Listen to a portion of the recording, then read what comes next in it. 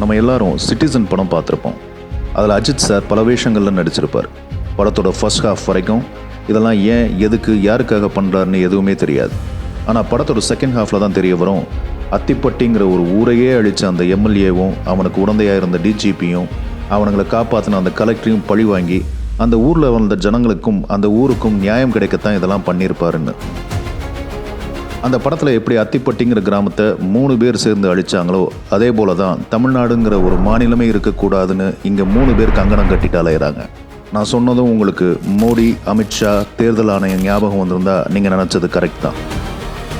எஸ்ஐஆருங்கிற பேரில் தமிழ்நாட்டு மக்களோட வாக்குரிமையை பறித்து அவங்க குரலே ஒலிக்க விடாமல் பண்ணுறதுக்காகத்தான் ஒன்றிய பாஜக அரசும் அதுக்கு துணையாக தேர்தல் ஆணையமும் சதி பண்ணிக்கிட்டு இருக்கு.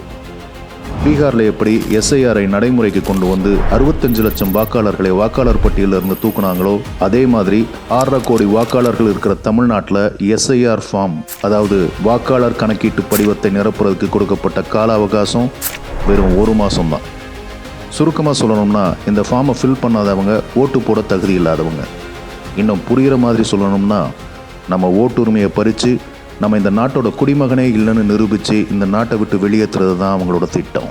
இப்படியெல்லாம் நடந்துடக்கூடாதுன்னு தான் அத்திப்பட்டி கிராமத்துக்காக எப்படி அஜித் சார் அறிவானந்தம், ஆண்டனி, அப்துல்லான்னு 3 பேர் கொண்ட ஒருத்தராக நடித்தாரோ அதே போல் இந்த பாசிச சக்திகள்கிட்ட இருந்து தமிழ்நாட்டை காப்பாற்றுறதுக்காக பெரியார், அண்ணா, கலைஞர்னு 3 பேரும் சேர்ந்த ஒரே ஆளாக முத்துவேல் கருணாநிதி ஸ்டாலின்கிற மாமனிதர் இந்த எஸ்ஐஆரை எதிர்த்து தனியாளாக போராடிட்டு இருக்காரு.